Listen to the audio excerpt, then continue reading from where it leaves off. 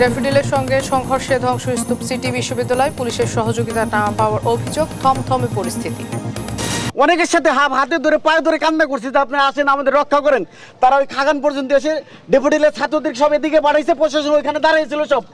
কিশোরগঞ্জের ভৈরবকে জেলা ঘোষণার দাবিতে রেলওয়ে জংশন অবরোধ, ট্রেনে হামলা, আহত বেশ কয়েকজন। সারা দেশে যুবদলের ৪৭তম প্রতিষ্ঠা বার্ষিকী উদযাপন, বিভিন্ন জেলায় শোভাযাত্রা ও সমাবেশ, ঐক্যবদ্ধ থাকার প্রত্যয়। জুলাই সনদের আইনি ভিত্তি নিশ্চিত না করে নির্বাচন নয়, মন্তব্য সার্জিসের। সমমনা কোনো দলের সঙ্গে হতে পারে এনসিপি জোট। এবং ময়মনসিংহের ২ নদী থেকে অবাধে বালু উত্তোলন, ভাঙনের ঝুঁকিতে সীমান্তের শূন্যরেখা, পানি কমায় কুষ্টিয়ায় পদ্মা নদীতে ভাঙন।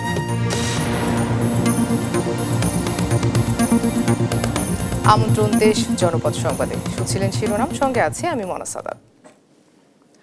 এবার বিস্তারিত। ড্যাফোডিল বিশ্ববিদ্যালয় শিক্ষার্থীদের হামলায় সিটি বিশ্ববিদ্যালয়ের অন্তত ৩০ শিক্ষার্থী আহত এবং ৩০ কোটি টাকার ক্ষয়ক্ষতি হয়েছে বলে দাবি করেছেন সিটি বিশ্ববিদ্যালয়ের উপাচার্য লুৎফর রহমান। গুরুত্বপূর্ণ স্থাপনা ভাঙচুর এবং নথি নষ্ট ও লুটপাটের অভিযোগও করেন তিনি। দুপুরে সাংবাদিকদের তিনি জানান, থুতু ছিটানোকে কেন্দ্র করে রোববার রাত ১০টা থেকে ভোর ৪টা পর্যন্ত হামলা হয়। পরিস্থিতি নিয়ন্ত্রণে আইন শৃঙ্খলা বাহিনীর সহযোগিতা চাওয়া হলেও কোনো সাড়া পাওয়া যায়নি বলে অভিযোগ করেন তিনি। এ ঘটনায় ড্যাফোডিলের ১১ শিক্ষার্থীকে আটকে রাখেন সিটি বিশ্ববিদ্যালয়ের শিক্ষার্থীরা। এদিকে সকালে সিটি বিশ্ববিদ্যালয়ের ক্যাম্পাস পরিদর্শন করেন ড্যাফোডিল বিশ্ববিদ্যালয়ের ডিন সহ কয়েকজন। এ ঘটনায় দুঃখ প্রকাশ করে ড্যাফোডিল বিশ্ববিদ্যালয়ের ডিন জানান, ক্ষতিপূরণের পাশাপাশি তদন্ত করে ব্যবস্থা নেওয়া হবে। রাতভর সংঘর্ষের পর প্রায় ২০০ জন আহত হয় বলে দাবি করে দুই বিশ্ববিদ্যালয়ের শিক্ষার্থীরা। অ্যারাউন্ড ২০ থেকে ২৫ কোটি টাকার মতন কিছু ক্ষতি আছে, সেটা অপূরণীয়। সে টাকা দিয়ে তো সেই ক্ষতি আমি পূরণ করতে পারবো না। আমি ডকুমেন্ট কী করবো? ইভিন আমার ব্যক্তিগত, আমার জীবনে যা ডকুমেন্ট সব আমার ব্যক্তিগত কম্পিউটারে ছিল, সে আমি আমার ভুলবশত গুগল ড্রাইভেও রাখিনি। এখন আমারও তো সব কিছু মিসিং। আর ইউনিভার্সিটির যত ডকুমেন্টেশন বলেন, ছাত্রদের কিছু বলেন, রেজিস্টার তো হাফ অফ দ্য অ্যাডমিনিস্ট্রেশন, আপনারা সবাই জানেন, এবং ফাইন্যান্স সব কিন্তু তারা ভেঙে চুরমার করে দেখেছে। এবং তাদেরকে কিন্তু গেট থেকে ধরিনি, রাস্তা থেকে ধরিনি, আমাদের ল্যাবে ভাঙছে, আমার অফিস ভাঙছে। এদিকে রাতভর সংঘর্ষের পর থমথমে ড্যাফোডিল ইন্টারন্যাশনাল ইউনিভার্সিটি ও সিটি ইউনিভার্সিটি এলাকা। সংঘর্ষে প্রশাসনিক ভবন ভাঙচুর করে লুট করা হয় কম্পিউটার সহ গুরুত্বপূর্ণ মালামাল। পুড়িয়ে দেয় ৩টি বাস সহ একটি প্রাইভেট কার। এতে রণক্ষেত্রে পরিণত হয় পুরো এলাকা। আহত হয় উভয় পক্ষের শতাধিক শিক্ষার্থী। দেওয়ানি মনের রিপোর্ট। রোববার রাত ১২টা থেকে ভোর ৪:৩০ পর্যন্ত ড্যাফোডিল ইন্টারন্যাশনাল ইউনিভার্সিটি ও সিটি ইউনিভার্সিটির শিক্ষার্থীদের মধ্যে দফায় দফায় হামলা, ভাঙচুর ও অগ্নিসংযোগে সবচেয়ে বেশি ক্ষতি হয় সিটি ইউনিভার্সিটির। এ সময় আইন শৃঙ্খলা বাহিনীর কোনো প্রকার সহযোগিতা পাননি বলে অভিযোগ শিক্ষার্থীদের। বাইকে থেকে থুতু ড্যাফোডিলের এক স্টুডেন্টের গায়ে লাগে, তো পরবর্তীতে সে সরিও বলছে যে আমার ভুল হয়েছে, কিন্তু সরি বলার পরে তারা ব্যাপারটা ওইভাবে নেয় নাই। না নেওয়ার পরে তাকে ধরে ওখানে মারধর করা হয়েছে। এখানে স্টুডেন্টদের সেফটি যেটা হচ্ছে যে প্রশাসনের দেওয়া উচিত বা ছিল, সেখানে বিন্দুমাত্র কোনো তারা ভূমিকা পালন করেনি। পুলিশকে ফোন দেওয়ার পরে পুলিশ এই কথা বলে যে আপনাদেরকে এখনো মারামারি চলতেছে। আমরা যখন বলি জি চলতেছে, তারা আর কোনো সদুত্তর দিতে পারে না, আসার কোনো চেষ্টাই করে না। ফায়ার সার্ভিস আসছে, ফায়ার সার্ভিসকে বলছি যে আপনারা গাড়িটা শুধু এখানে রাখেন, একটা গাড়ি আমাদের আগুন নিভে চলে গেছে, আমরা বলছি যে আপনারা রাখেন। ওরা পরবর্তীতে আবার আন্দোলন করার সম্ভাবনা আছে। ওনারা বলছে যে ভাই আমাদের কাছে এতটুকু, আমরা এতটুকু করছি। প্রত্যক্ষদর্শীরা জানান, সন্ধ্যায় ব্যাচেলর প্যারাডাইস হোস্টেলের সামনে সিটি ইউনিভার্সিটির এক শিক্ষার্থী মোটরসাইকেল থেকে থুতু ফেললে তা ড্যাফোডিল ইন্টারন্যাশনাল ইউনিভার্সিটির এক শিক্ষার্থীর শরীরে পড়ে। এ নিয়ে উভয় বিশ্ববিদ্যালয়ের শিক্ষার্থীদের মধ্যে তর্কাতর্কি হয়। পরে রাত ৯টার দিকে সিটি ইউনিভার্সিটির শিক্ষার্থীরা দেশীয় অস্ত্র নিয়ে ড্যাফোডিল শিক্ষার্থীদের ওই বাসায় হামলা চালিয়ে ভাঙচুর করেন। এখনকার পরিস্থিতি খুবই ভয়াবহ। রাত্রের অবস্থা যদি বলি, ওইটা আরো বেশি ভয়াবহ ছিল। আমাদের উপরে ফিজিক্যালি টর্চার করা হয়েছে, ফিজিক্যালি হ্যারাসমেন্ট করা হয়েছে, আমাদেরকে বিভিন্নভাবে থ্রেট দেওয়া হয়েছে। ২০০ অধিক আমাদের ভাইদের উপর আক্রমণ করা হয়েছে। ওরা ড্রোন দিয়ে পর্যবেক্ষণ করে তারপর আমাদের বাসের উপর হামলা করছে। মেয়েদেরকে ওরা দেশীয় অস্ত্র দিয়ে মেয়েদেরকে থ্রেট দিতেছিল। এই ঘটনায় বিশ্ববিদ্যালয়ের প্রক্টোরিয়াল টিম প্রাথমিকভাবে পরিস্থিতি সামাল দিতে ব্যর্থ হন। ১২টা থেকে আমরা ৪টা, ৪:৩০ পর্যন্ত প্রশাসনের অনেক সহযোগিতা চাইছি। আমরা বলা এসে পুরা ক্যাম্পাস আগুন দিয়ে ধ্বংস করে দিছে, শত শত ছাত্রকে আহত করছে, মারছে, কিন্তু এখন পর্যন্ত না সেনাবাহিনী না পুলিশ। আমি নিজে অনেক ব্রিগেডের অনেকের সাথে হাতে ধরে পায়ে ধরে কান্না করছি যে আপনারা আসেন আমাদের রক্ষা করেন। তারা ওই খাগান পর্যন্ত এসে ড্যাফোডিলের ছাত্রদের সব এদিকে বাড়াইছে, প্রশাসন ওইখানে দাঁড়িয়েছিল সব। তার এদিকে এসে আমাদের সব পরে দিতেছিল, সবাইকে মারতেছিল, হল পর্যন্ত চলে গেছে, কিন্তু কেউ আমাদের রক্ষা করতে আসে নাই। এক পর্যায়ে রাত 12টার পর ড্যাফোডিল শিক্ষার্থীরা সিটি ইউনিভার্সিটির ভেতরে ঢুকে শিক্ষার্থীদের অবরোধ করে ভাঙচুর শুরু করে। ভোর রাতে আতঙ্ক সৃষ্টি করে ফাটানো হয় ককটেল। এতে উভয় পক্ষের অন্তত অর্ধশতাধিক শিক্ষার্থী আহত হন। দেওয়ান ইমন, দেশ টিভি, সাভার। বর্তমান সরকারের ন্যায় সংস্কার ও নীতিমালা প্রণয়নের কাজ নভেম্বরের মধ্যে শেষ করতে হবে এমন তথ্য সঠিক নয়, বরং সংস্কার কার্যক্রম পুরোপুরি চালু থাকবে বলে জানিয়েছেন অন্তর্বর্তী সরকার। সোমবার প্রেস উইংয়ের এক বিবৃতিতে এ তথ্য জানানো হয়েছে।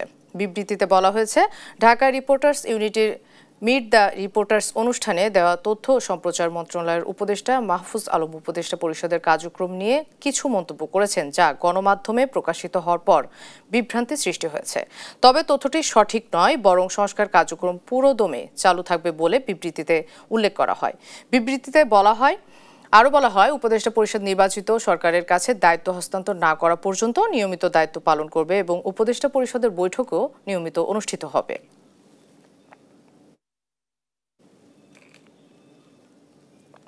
রোববার রাজধানীর ফার্মগেট এলাকায় মেট্রো রেলের বিয়ারিং প্যাড খুলে ঘটনাস্থলে নিহত হয় শরীয়তপুরের নড়িয়ার আবুল কালাম আজাদ। সোমবার সকালে গ্রামের বাড়িতে জানাজার পর কামালের মরদেহ দাফন করা হয়েছে। তার এমন মৃত্যু মেনে নিতে পারছেন না স্বজনরা। এই ঘটনায় সুষ্ঠু তদন্ত করে ক্ষতিপূরণ দাবি তাদের। সহকর্মী সাইফুল ইসলাম আকাশের রিপোর্ট, জানাচ্ছেন শায়লা খান। রোববার দুপুর 12টার দিকে রাজধানীর ফার্মগেটে বাংলাদেশ কৃষিবিদ ইনস্টিটিউটের সামনে মেট্রো রেলের বেয়ারিং প্যাড খুলে পড়ে গেলে ঘটনাস্থলে নিহত হন আবুল কালাম আজাদ। রাত 9টায় কালামের মরদেহ নারায়ণগঞ্জ সদরের আইলপাড়া এলাকায় তার ভাড়া বাসায় নেওয়া হলে স্বজনদের মধ্যে কান্নার রোল পড়ে যায়। এ সময় নিহত কালামের পরিবারের ভরণ পোষণের দায়িত্ব নিতে সরকারের প্রতি দাবি জানান এলাকাবাসী ও স্বজনরা। আমার লোক 18 মিনিট কথা কইছে আমার ভাই, 18 মিনিট আমার তো সারা জীবন আর কথা কইব না। আমার ভাই সমস্ত এই সংসারের সমস্ত দায়িত্ববান, আজকে এই দায়িত্ববান গেল গাম গো, কে দেখো আল্লাহ ছাড়া কেউ নাই। মেয়েটা বিধবা হইলো, মেয়েটার ভবিষ্যৎ, এই মেয়েটার 2টা বাচ্চা আছে, কিভাবে বাঁচতে পারবো 2টা বাচ্চা নিয়ে। রোববার রাতে স্থানীয় বায়তুল ফালা জামে মসজিদে প্রথম জানাজা অনুষ্ঠিত হয়। পরে কালামের মরদেহ তার গ্রামের বাড়ি শরীয়তপুর জেলার নড়িয়া উপজেলার ঈশ্বরকাঠি এলাকায় নিয়ে যাওয়া হয়। সেখানে সোমবার সকালে দ্বিতীয় জানাজা শেষে দাফন সম্পন্ন করা হয়েছে। এই কর্তৃপক্ষের গাফলতির কারণে হয়েছে।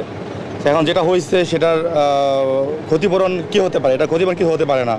তারপরেও কর্তৃপক্ষের এটা নিশ্চিত করা উচিত যে ওর 2টা বাচ্চা আছে, ওর ওয়াইফ আছে, ওর ওয়াইফদের জীবনের যে ভরণ পোষণ সারা জীবন যেন চলতে পারে, এমন কোনো স্টেপ এই কর্তৃপক্ষের নিতে হবে। তারা দায়িত্ববর্গ আছে, তাদের অবশ্যই গাফলতি এবং ব্যর্থতা, তাহলে এই ধরনের দুর্ঘটনা হতো না। সরকারের কাছে এটি আবেদন যে এই 5 লক্ষ টাকা মৌখিক ঘোষণা দিয়ে শেষ করাটাই না, স্থায়ী একটা সমাধান প্রয়োজন।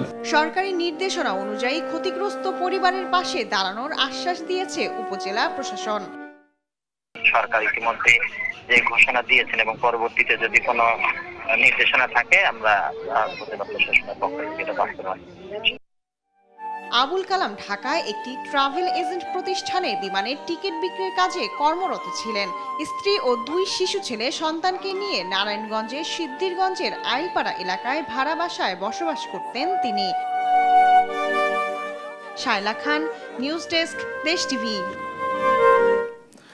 কিশোরগঞ্জের ভৈরবকে জেলা ঘোষণার দাবিতে রেলওয়ে জংশন অবরোধ করেছেন আন্দোলনকারীরা।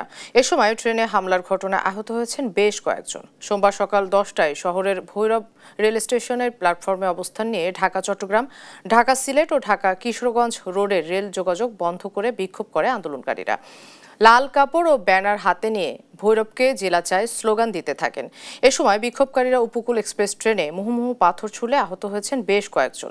ট্রেনে হামলার ঘটনায় অরাজক পরিস্থিতি সৃষ্টি হয় স্টেশন এলাকায়। তারা অভিযোগ করেন, দীর্ঘদিন ধরে শুধু আশ্বাস দিয়ে সময়ক্ষেপণ করা হচ্ছে। এছাড়া মঙ্গলবার নৌপথ ব্লকেডের কর্মসূচিরও ঘোষণা দেন আন্দোলনকারীরা।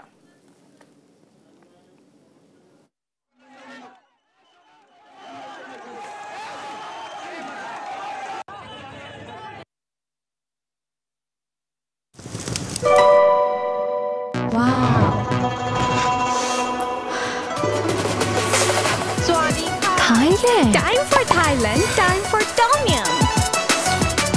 Introducing Doodles, Tom Yum Shrimp Noodles. Doodles খান নাই তো noodles খান নাই। সারা দেশে নানা আয়োজনে উদযাপন হচ্ছে যুবদলের ৪৭তম প্রতিষ্ঠা বার্ষিকী। রাজশাহী, নাটোর, গোপালগঞ্জ, মুন্সিগঞ্জ সহ বিভিন্ন জেলায় আয়োজন হয় র্যালি ও আলোচনা সভা। নেতারা বলেন, আগামীর বাংলাদেশ হবে বেগম খালেদা জিয়া ও তারেক রহমানের নেতৃত্বে। সহকর্মীদের তথ্য ও ছবিতে আপন অপুর রিপোর্ট। নওগাঁয় যুবদলের ৪৭তম প্রতিষ্ঠা বার্ষিকীতে র্যালি বের করে জেলা যুবদল। সোমবার দুপুরে শহরের নওজোয়ান মাঠ থেকে শুরু হয়ে র্যালিটি বিভিন্ন সড়ক ঘুরে সমাবেশের মাধ্যমে শেষ হয়। গোপালগঞ্জে বেলা 11:30টার দিকে বিসিক শিল্পনগরী এলাকা থেকে আনন্দ শোভাযাত্রা বের হয়। পরে জেলা প্রশাসকের কার্যালয়ের সামনে হয় সংক্ষিপ্ত সমাবেশ। এই যুবদলের প্রতিষ্ঠা বার্ষিকীতে আমাদের একমাত্র অঙ্গীকার হবে এই দেশকে সমৃদ্ধশালী সোনার বাংলাদেশ হিসেবে গড়ে তোলা। যুবদলের প্রতিষ্ঠা বার্ষিকীতে নানা কর্মসূচি পালন করেছে রাজশাহী জেলা যুবদল। সকালে নগরীর মালোপাড়া দলীয় কার্যালয়ের সামনে জাতীয় ও দলীয় পতাকা উত্তোলন করা হয়। রংপুরেও যুবদলের প্রতিষ্ঠা বার্ষিকীতে হয় র্যালি ও আলোচনা সভা। উৎসব মুখর পরিবেশে মুন্সিগঞ্জেও পালন হয় যুবদলের প্রতিষ্ঠা বার্ষিকী। আয়োজনে ছিল শোভাযাত্রা ও সংক্ষিপ্ত সমাবেশ। ঝালকাঠিতে আয়োজন হয় শোভাযাত্রা ও আলোচনা সভার। বক্তারা বলেন, সারা দেশে সৃষ্টি হওয়া বিএনপির গণজোয়ার ধরে রাখতে নেতাকর্মীদের ঐক্যবদ্ধ থাকতে হবে। যুবদলের ৪৭তম প্রতিষ্ঠা বার্ষিকীতে গাজীপুর মহানগরীর উবাইল থানা যুবদলও নানা কর্মসূচি পালন করে। আয়োজনে ছিল শোভাযাত্রা ও আলোচনা সভা। নেতারা বলেন, বেগম খালেদা জিয়া ও তারেক রহমানের নেতৃত্বে হবে আগামীর বাংলাদেশ। উৎসব মুখর পরিবেশে চাঁপাইনবাবগঞ্জেও হয় শোভাযাত্রা ও পথসভা। এছাড়া লক্ষ্মীপুর, কুড়িগ্রাম সহ বিভিন্ন জেলায় যুবদলের প্রতিষ্ঠা বার্ষিকী পালন হয়। আপন অপু, নিউজ ডেস্ক, দেশ টিভি। যুবদলের প্রতিষ্ঠা বার্ষিকী উদযাপনের আয়োজন নিয়ে আরো জানাতে নোয়াখালী, খুলনা ও লালমনিরহাট থেকে সরাসরি যুক্ত হচ্ছেন আমাদের সহকর্মীরা। শুরুতে চলে যাচ্ছি নোয়াখালীতে। সেখানে আছেন আমাদের সহকর্মী মাওলা সুজন। সুজন, প্রতিষ্ঠা বার্ষিকীতে নোয়াখালীতে কি কি আয়োজন চলছে, কি বলছেন নেতাকর্মীরা, বিস্তারিত আমাদেরকে জানাবেন।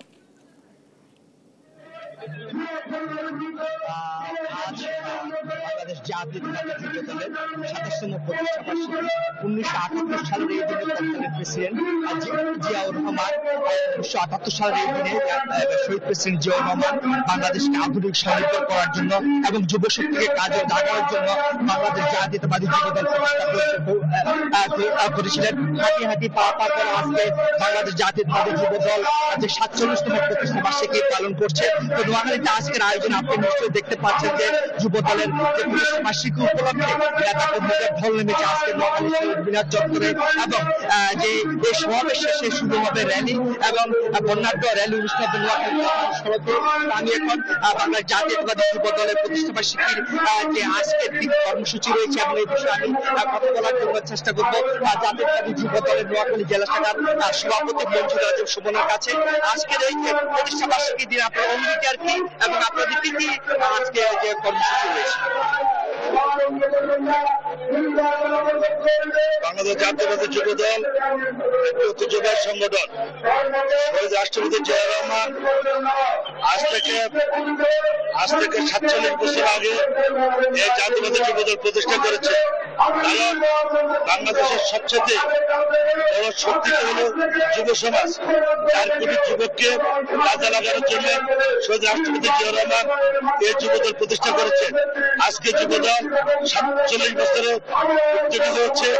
আমরা মনে করি এই যুব সমাজকে কাজে লাগানোর জন্য শহীদ রাষ্ট্রপতি জিয়া রহমান যুব মন্ত্রণালয় গঠন করেছে, যুব কমপ্লেক্স গঠন করেছে।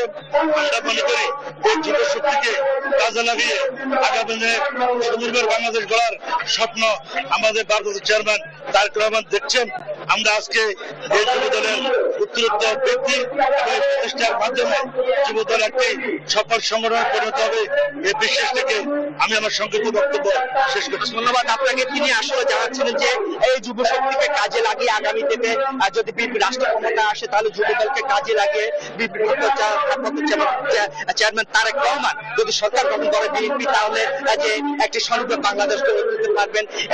আমি এখন চলে যাব যুবদলের প্রতিষ্ঠা বার্ষিকী নিয়ে যে খুলনাতে সেখানে রয়েছেন সহকর্মী রকি। খুলনাতে কি কি কর্মসূচি পালন হচ্ছে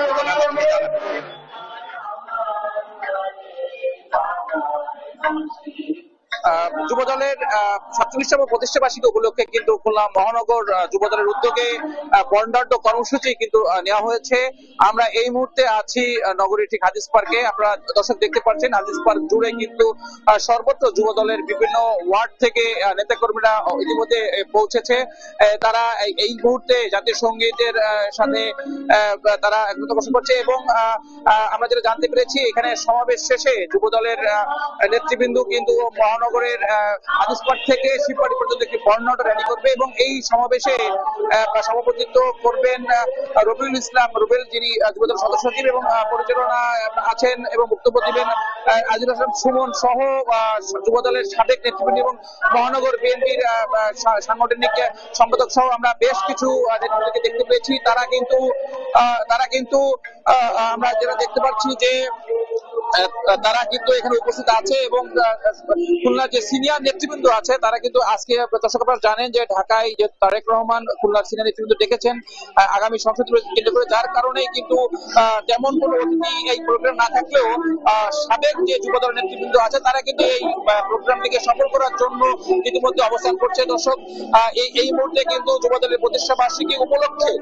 বেলুন উড়িয়ে কিন্তু আপনারা দেখতে পাচ্ছেন যে আমরা কথা বলবো যুবদলের মহানগরের যে আহ্বায়ক আছে সুমন ভাই, আপনার কাছে একটু জানতে চাচ্ছি লাইভে যে আপনার এই প্রতিষ্ঠা বার্ষিকী উপলক্ষে কি আয়োজন কি করেছেন একটু বলুন। আজকের প্রতিষ্ঠা বার্ষিকী উপলক্ষে খুলনা মহানগর যুবদল এই ঐতিহাসিক খুলনা শহরের সর্বকালের সর্বশ্রেষ্ঠ র্যালি এবং আজকের র্যালির উদ্বোধন অনুষ্ঠান। যেহেতু আজকে এখানে অনেক অতিথিদের থাকার কথা ছিল কিন্তু খুলনা বিভাগকে নিয়ে আজকে ভারপ্রাপ্ত চেয়ারম্যানের বসার কারণে আমরা আমাদের অতিথিকে মিস করছি। তাহলে খুলনা শহরে যুবদলের প্রতিষ্ঠা হওয়ার পরে সর্ববৃহৎ আজকের এই জনসভা পরবর্তী র্যালি অনুষ্ঠিত হবে। দর্শক আপনারা যেমন শুনছিলেন যে এই মুহূর্তে কিন্তু নগরীর হাদিস পার্ক থেকে একটি র্যালি কিন্তু নগরীতে যাবে।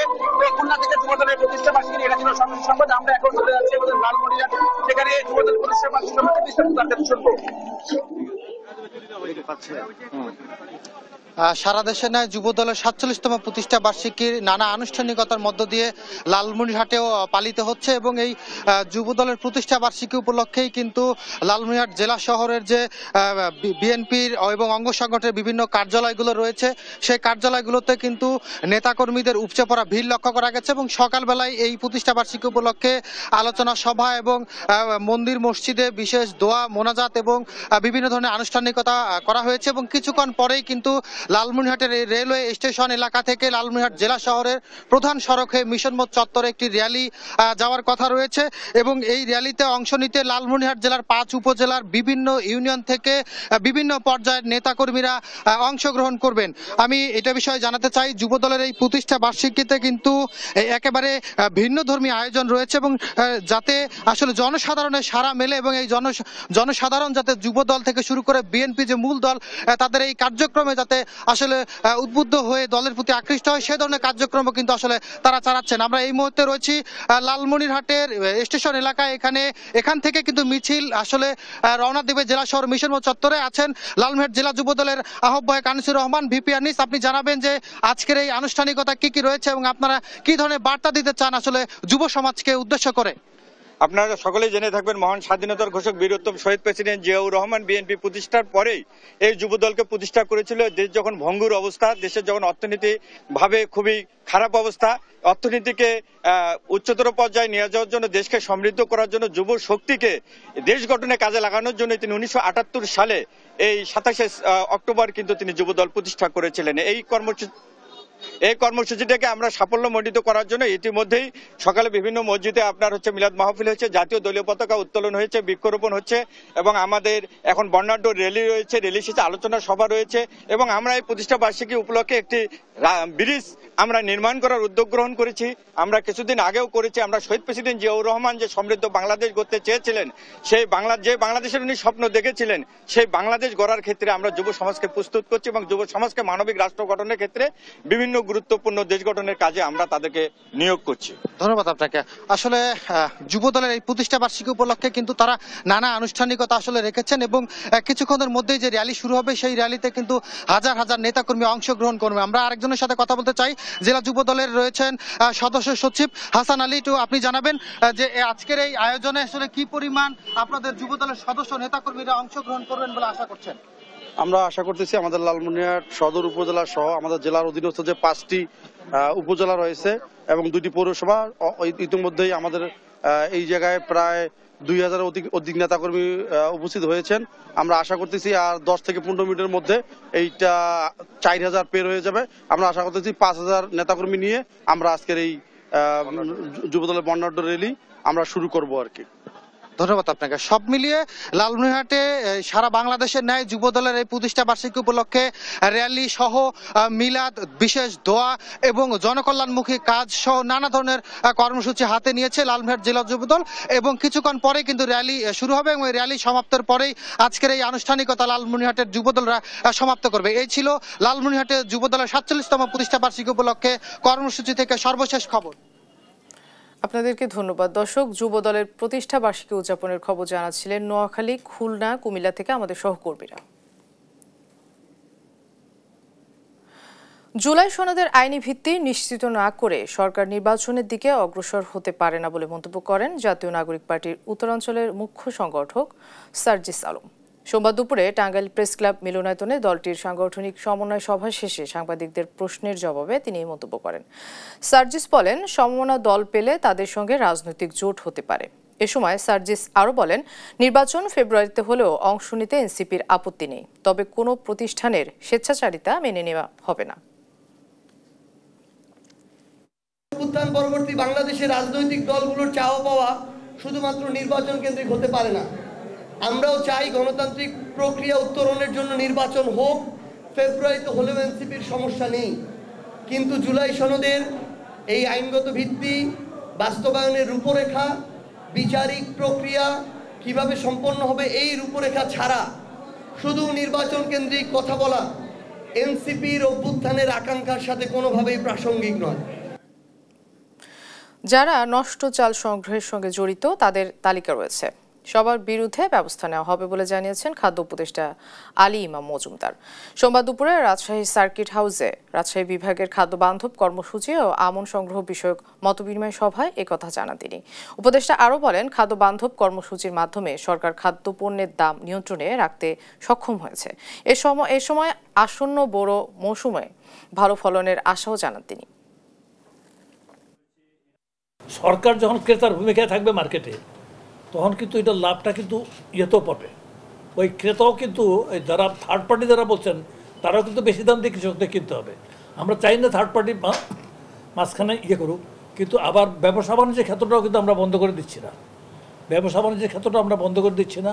দেশে স্বাভাবিক ব্যবসা বাণিজ্য চলবে, মিলার যারা আছে তারাও কিনবে। সামাজিক সচেতনতা বৃদ্ধি, সরকারি স্বায়ত্তশাসিত দপ্তর সংস্থাসমূহে সেবার মান বৃদ্ধি, সেবা গ্রহীতাদের হয়রানি রোধ এবং দুর্নীতি প্রতিরোধের লক্ষ্যে চুয়াডাঙ্গায় অনুষ্ঠিত হয়েছে দুদকের গণশুনানি। সোমবার বেলা 10টার দিকে জেলা কার্যালয়ের ডিসি সাহিত্য মঞ্চে শুনানি শুরু হয়। অভিযোগের শুনানি করছে দুদক চেয়ারম্যান ডক্টর মোহাম্মদ আব্দুল মোমেন। জেলার প্রায় প্রতিটি দপ্তরের অভিযোগ পড়েছে দুদকের কাছে। শুনানির আগে আলোচনা সভা হয়। সভাপতিত্ব করেন জেলা প্রশাসক মোহাম্মদ জহিরুল ইসলাম।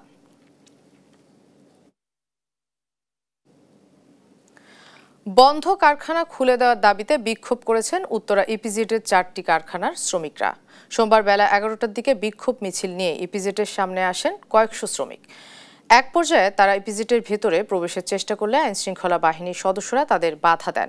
এতে উত্তেজনা দেখা দেয়। পরে তাদের ধাওয়া দিয়ে ছত্রভঙ্গ করে দেন আইনশৃঙ্খলা বাহিনীর সদস্যরা। এর আগে শ্রমিক অসন্তুষ্টের জেরে রোববার উত্তরা ইপিজেডের দেশবন্ধু 7 সেকশন, মেইগো বিডি ও ইপিএফ প্রিন্টিং নামের 4টি কারখানা অনির্দিষ্টকালের জন্য বন্ধ ঘোষণা করে কারখানা কর্তৃপক্ষ। এতে অনিশ্চয়তায় পড়েছেন এসব কারখানায় কর্মরত 6500 শ্রমিক। রাজশাহী বিশ্ববিদ্যালয়ে সমাজ বিজ্ঞান বিভাগের শিক্ষার্থী সাইমা হোসেনের মৃত্যুর ঘটনায় দায়ীদের বিরুদ্ধে দ্রুত ব্যবস্থা নেওয়ার দাবিতে বিক্ষোভ করেছে তার সহপাঠীরা। রোববার বিকেলে বিশ্ববিদ্যালয়ের সুইমিং পুলে সাঁতার কাটার সময় সাইমা মারা যান। অন্যদিকে চিকিৎসা ও মনোবিজ্ঞান বিভাগের চেয়ারম্যানের অপসারণের দাবিতে 5 শিক্ষার্থী 21 ঘণ্টা আমরণ অনশনে বসেছেন। অন্যদিকে সকাল 10টায় অনশনরত শিক্ষার্থীদের স্যালাইন দেওয়া হয় এবং উপাচার্য অধ্যাপক সালেহ হাসান নকিব এসে তাদের খোঁজ নেন ও দ্রুত সমস্যা সমাধানের আশ্বাস দেন। তবে শিক্ষার্থীরা অভিযোগ করেছেন প্রশাসন শুধুমাত্র আশ্বাস দিচ্ছেন, কার্যকর পদক্ষেপ নিচ্ছেন না। আমাদের শিক্ষার্থীরা অনেকেই অনেক গুরুতরভাবে অসুস্থ। এখনো পর্যন্ত আমরা প্রশাসনের কাছ থেকে কোনো সুনজর পাইনি। তারা এখনো পর্যন্ত বিভিন্ন মিটিং বৈঠক এসবের কথা বলেই যাচ্ছেন, একের পর এক তাদের মিটিং হচ্ছে, কিন্তু কোনো মিটিং এর কোনো আমরা ফলপ্রসূ কোনো দেখছি না। তো সেখান থেকে যতক্ষণ না অবধি আমাদের আন্দোলন, আমাদের দাবি যতক্ষণ না মেনে নেওয়া, আমাদের এই আন্দোলন চলবে। হল, সুইমিং পুল ও মেডিকেল সেন্টার এসব স্থানে সাইমা হত্যার সাথে যাদের অবহেলা যুক্ত আছে তাদের বিরুদ্ধে যথাযথ তদন্ত করে বিচার কার্যক্রম গ্রহণ করতে হবে। রোগীদের হয়রানি সহ বিভিন্ন অভিযোগে কুমিল্লা মেডিকেল কলেজ হাসপাতালে অভিযান চালিয়েছে ভ্রাম্যমাণ আদালত। এ সময় 11 দালালকে গ্রেপ্তার করা হয়। তাদের প্রত্যেককে 20 দিন করে বিনাশ্রম কারাদণ্ড প্রদান করেন ভ্রাম্যমাণ আদালত। বুধবার সকাল থেকে কুমিল্লা জেলা প্রশাসনের নির্বাহী ম্যাজিস্ট্রেট নওরোজ কোরাইশি দীপ্তর নেতৃত্বে এই অভিযান হয়। প্রথমে মেডিকেলের বিভিন্ন অংশ থেকে 14 জনকে আটক করা হয়। পরে প্রাথমিক জিজ্ঞাসাবাদের পর জড়িত 11 জনকে কারাদণ্ড দিয়ে কারাগারে পাঠানো হয়েছে।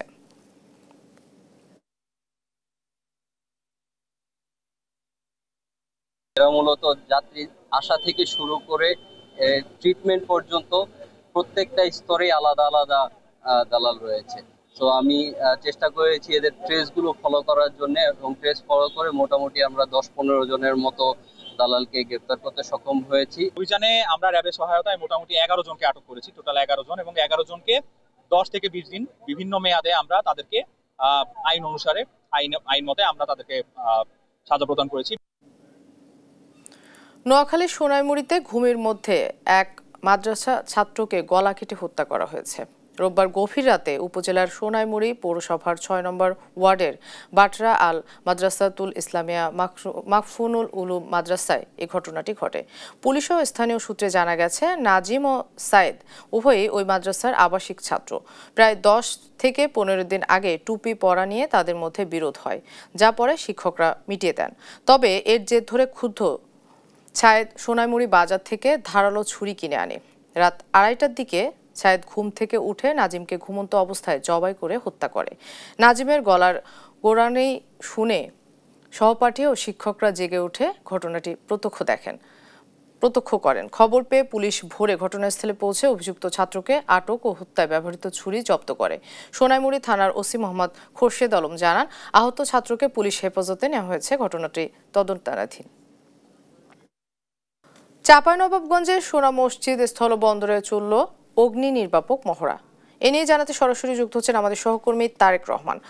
তারেক, মহড়ায় কি কি বিষয় ছিল, কি বলছেন সংশ্লিষ্টরা, বিস্তারিত আমাদেরকে জানাবেন।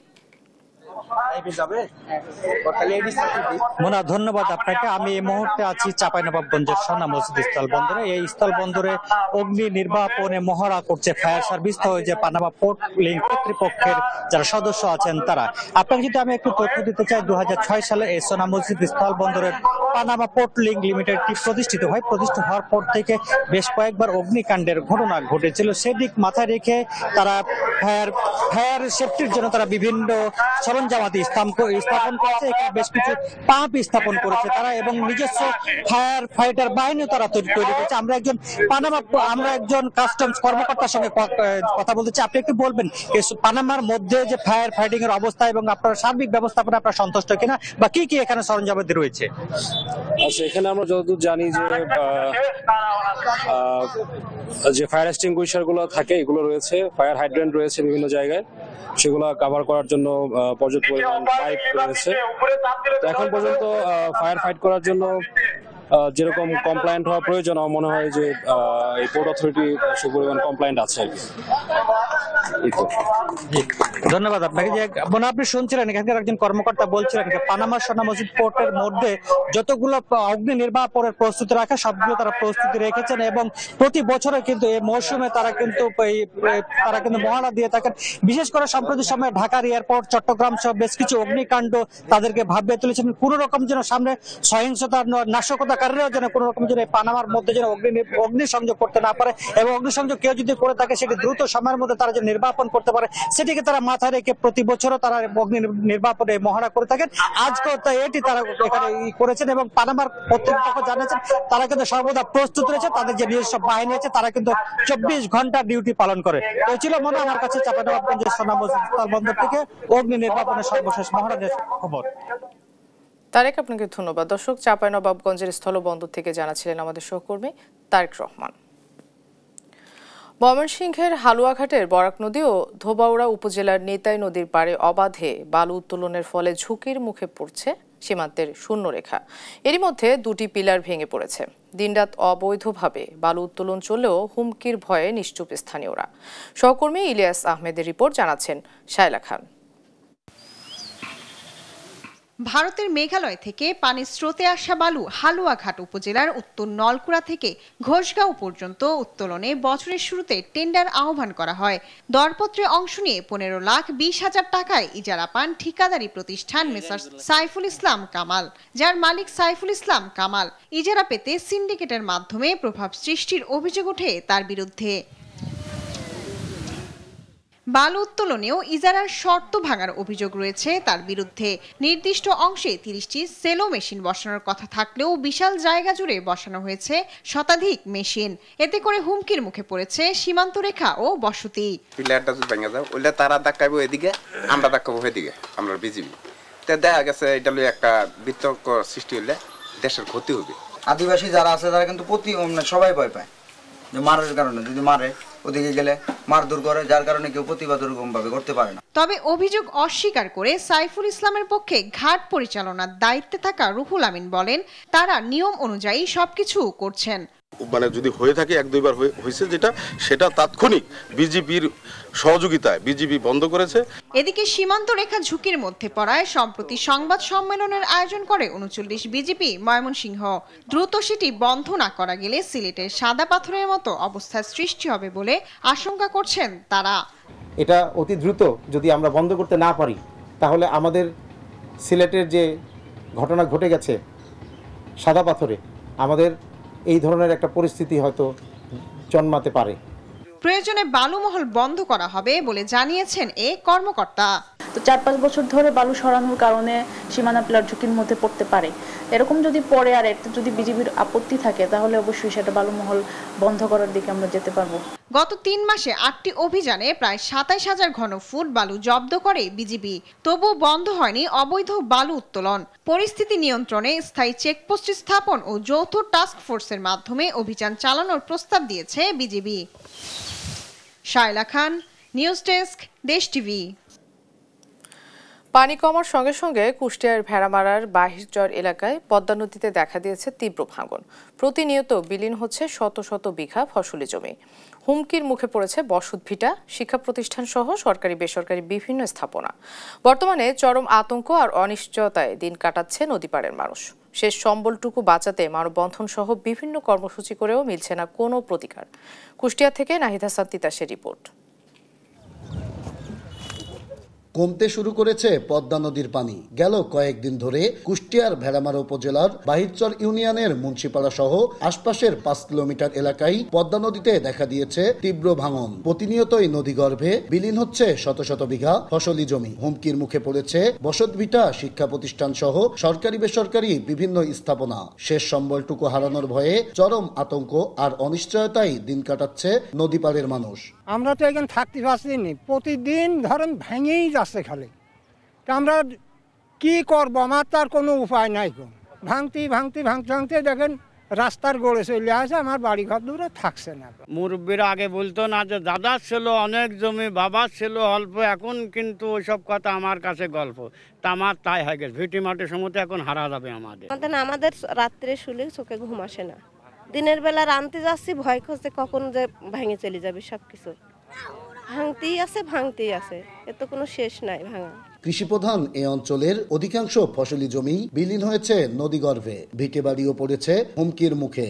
স্থানীয়রা বলছেন, ভাঙন রোধে পানি উন্নয়ন বোর্ড জিও ব্যাগ ফেললেও তা কোনো কাজেই আসেনি। দীর্ঘদিন ধরে মানববন্ধন সহ বিভিন্ন কর্মসূচি করেও মিলছে না কোনো প্রতিকার। তাই ভাঙন রোধে দ্রুত ব্যবস্থা নেওয়ার দাবি তাদের। ভাঙতে ভাঙতে এখন ঘাটটাও ভেঙে যাচ্ছে, বালির ঘাটটা ভেঙে যাচ্ছে। আর তো দেখতেই পাচ্ছেন এখানে আছে দেশ না সঠিকভাবে কাজ কোনোদিনও হয়নি, এই পর্যন্ত হয়নি কাজ। আজ 3 বছর আমার এখানে জিও ব্যাগ ফেলছে, 3 বছর ধরে আসছি বাড্ডা হোক, আমরা একটু বাঁচবো। আমরা বাড়ি ঘর তো থাকলে আমরা বাঁচবো। এখন অতি তাড়াতাড়ি যদি এই বার্তা না দেওয়া হয়, তাহলে আমাদের সব রাস্তায় বসে যাওয়া লাগবে, রাস্তায় বাড়ি করা লাগবে। এবং অতি জোর বলছি আমাদের এই বার্তা যেন তাড়াতাড়ি দিয়ে দেওয়া হয়, তাড়াতাড়ি জিও ব্যাগ দিয়ে আমাদের শাসন করে দেওয়া হয়। পানি উন্নয়ন বোর্ডের কর্মকর্তারা বলছেন, এরই মধ্যে ভাঙন কবলিত এলাকা পরিদর্শন করে ঊর্ধ্বতন কর্তৃপক্ষকে অবহিত করেছেন তারা। অনুমতি পেলেই নেওয়া হবে প্রয়োজনীয় ব্যবস্থা। ভেড়ামারা উপজেলা মুন্সিপাড়ায় যে মানববন্ধন সংগঠিত হয়েছে, আমরা সেই জায়গাগুলো সাইট পরিদর্শন করছি। সেই জায়গায় ভাঙনের মাত্রাটা অত্যাধিক বেশি। তো আমরা এই বিষয়ে ঊর্ধ্বতন কর্তৃপক্ষের সাথে ভাঙনের বিষয়ে আমরা আলোচনা করছি। ঊর্ধ্বতন কর্তৃপক্ষের অনুমতি পেলে আমরা জরুরি ভিত্তিতে সেখানে জিও ব্যাগ এবং টিউব ফেলে ভাঙন প্রতিরোধে প্রয়োজনীয় উদ্যোগ গ্রহণ করবে। শুধু আশ্বাস নয়, পদ্মার ভাঙন রোধে দ্রুতই ব্যবস্থা নেবে সরকার, এমনটাই প্রত্যাশা নদীপাড়ের মানুষের। নাইদা সান্তিতাস, দেশ টিভি, কুষ্টিয়া। ত্রয়োদশ জাতীয় সংসদ নির্বাচনে টাঙ্গাইল 6 আসনে নাগরপুর উপজেলা বিএনপির সভাপতি বীর মুক্তিযোদ্ধা এম.এ. সালামকে ধানের শীষের প্রার্থী করার দাবিতে মিছিল করেছে স্থানীয় নেতাকর্মীরা। দুপুরে নাগরপুর উপজেলার খোরশেদ মার্কেট থেকে বিশাল এক মিছিল বের হয়। মিছিলটি দেলদুয়ার উপজেলার এলাসিন হয়ে আবার খোরশেদ মার্কেটে গিয়ে শেষ হয়। মিছিলে বিএনপি সহ অঙ্গ সহযোগী সংগঠনের বিভিন্ন পর্যায়ের নেতাকর্মী অংশ নেন। তারা বলেন, দীর্ঘ আন্দোলনে সংগ্রামে অবদান রাখা নেতাকেই তারা ধানের শীষ প্রতীকের প্রার্থী হিসেবে দেখতে চান। স্বচ্ছ ও গ্রহণযোগ্য প্রার্থীকে মনোনয়ন দিতে বিএনপির ভারপ্রাপ্ত চেয়ারম্যান তারেক রহমানের কাছে দাবি জানান নেতাকর্মীরা।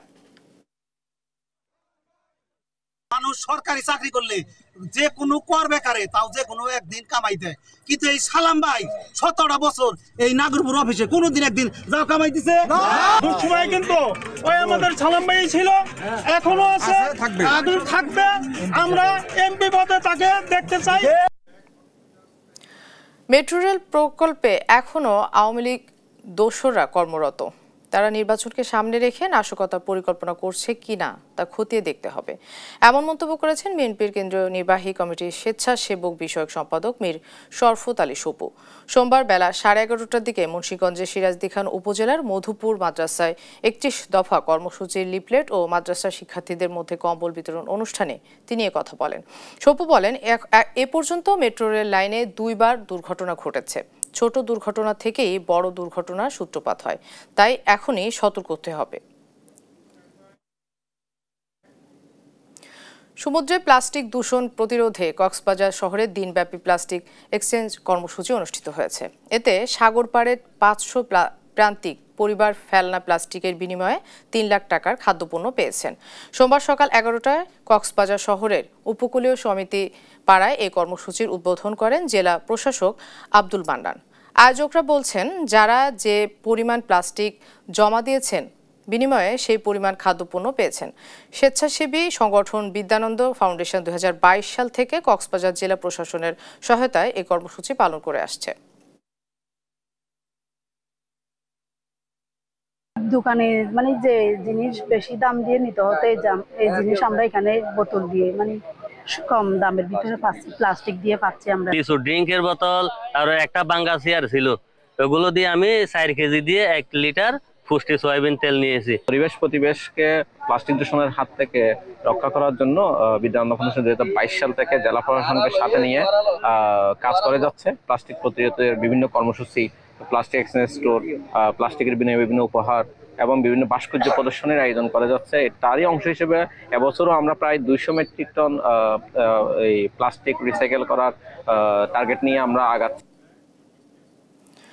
নোয়াখালীর আঞ্চলিক গানের জনক, বরেণ্য গীতিকার ও সুরকার অধ্যাপক মোহাম্মদ হাশিমের গান নিয়ে প্রকাশিত হয়েছে নতুন অ্যালবাম ও রসিক তালতো ভাই। এই অ্যালবামে তিনটি গান গেয়েছেন জনপ্রিয় শিল্পী সাজিয়া সুলতান পুতুল।